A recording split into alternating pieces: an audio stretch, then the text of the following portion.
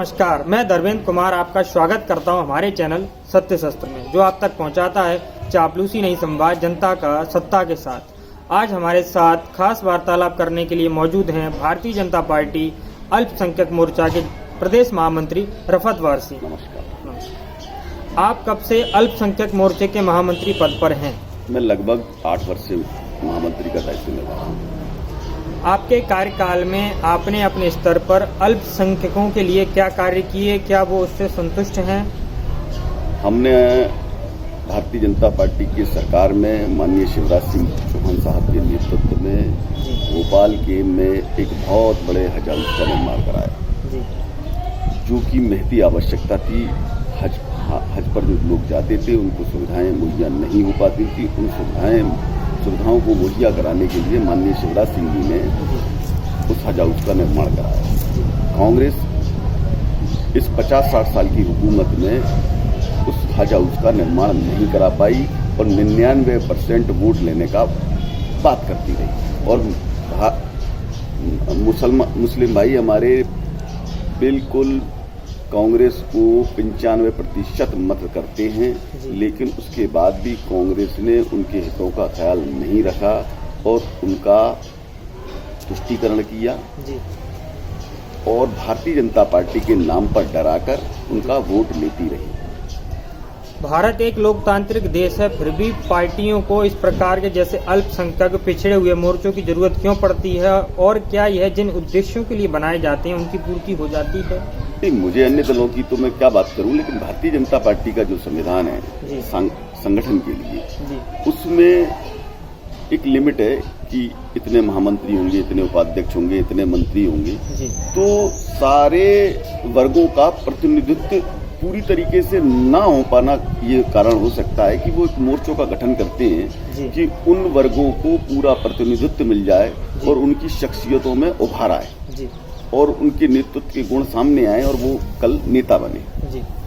एक ऐसा प्रश्न जो हमारे दर्शक आपसे जानना जरूर पसंद करें कि मुस्लिम होते हुए भी आपने बीजेपी को क्यों ज्वाइन किया?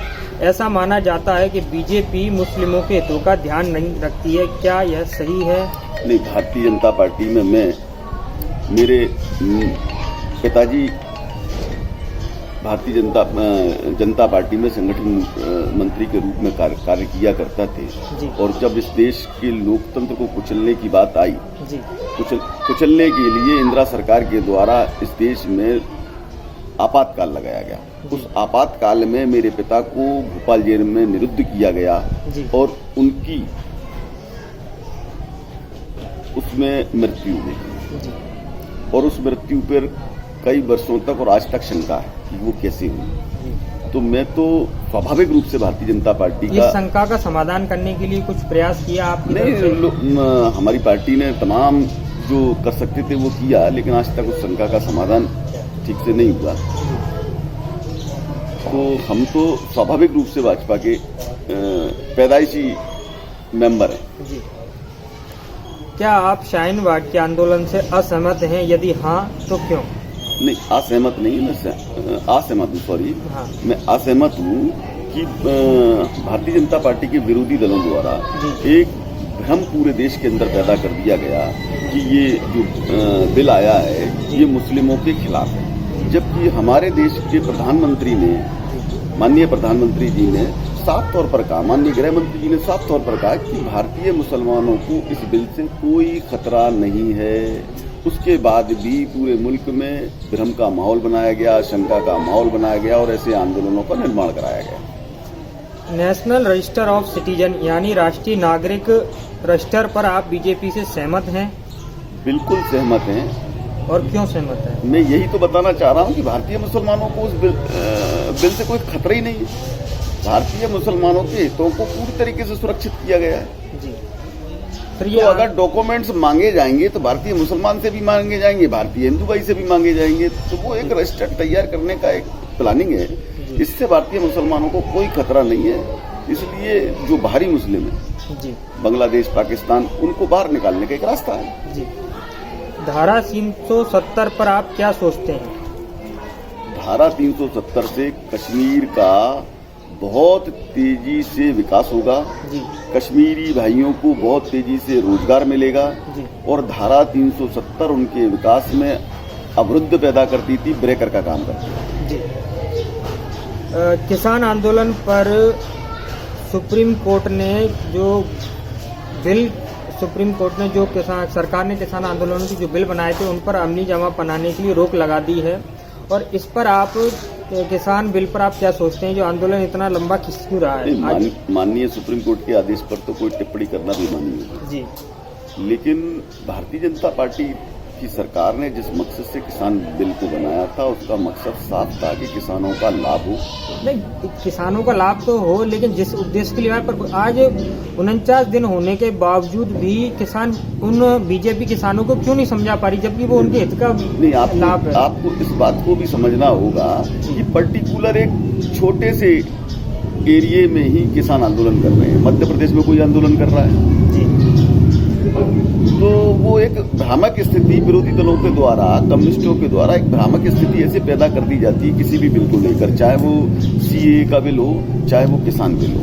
नहीं, जैसे आपने कहा मध्य प्रदेश में कोई आंदोलन कर रहा है, जैसा कि यहाँ देखने को मिला है जब ग्वालियर में नरेंद्र सिंह तोमर ने किसान कानूनों को समझाइश के लिए जो कार्यक्रम रखा था, उसमें यहाँ पर किसानों ने उन ट्रैफिक थाने पर बस को रोका गया था आगे लेट कर। अरे तो वो चुनिंदा ही तो लोग थे मेरे भाई। जी जी, इतना बड़ा आंदोलन है, कुछ चुनिंदा लोग ने उसको रोका।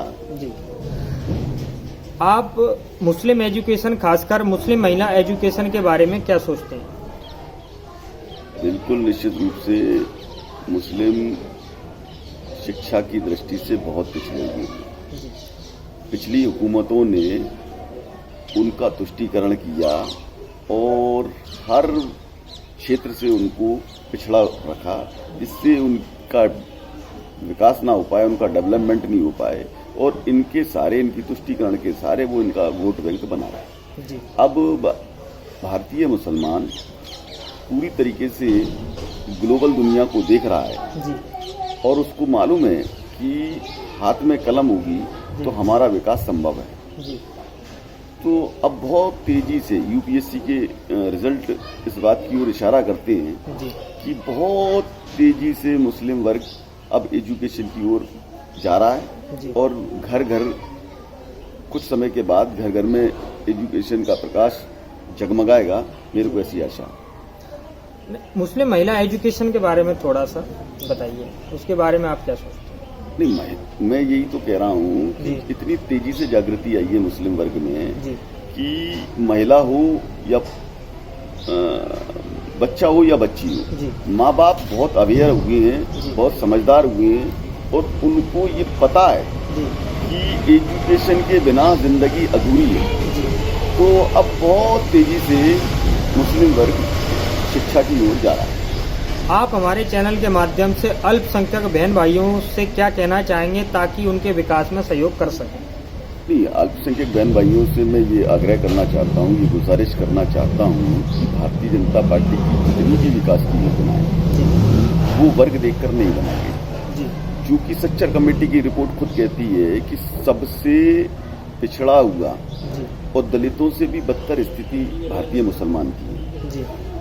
तो जितनी गरीबों के लिए योजनाएं बनाई है उसका सबसे ज्यादा लाभ ही मुस्लिम वर्ग को मिल रहा है। तो भारतीय जनता पार्टी की सरकार की कोई योजनाएं वर्ग को देखकर नहीं बनाई गई। जो वंचित है, जिसका जो हक है उसको पूरी तरह मिल रहा है और हमारे मुस्लिम भाइयों को ये बहुत आसानी से ये चीजों को समझना चाहिए और देखना चाहिए और किसी के भ्रम में नहीं आना चाहिए। आज हमसे बात करने के लिए हमारा चैनल आपका बहुत बहुत धन्यवाद देता है। धन्यवाद। नमस्कार।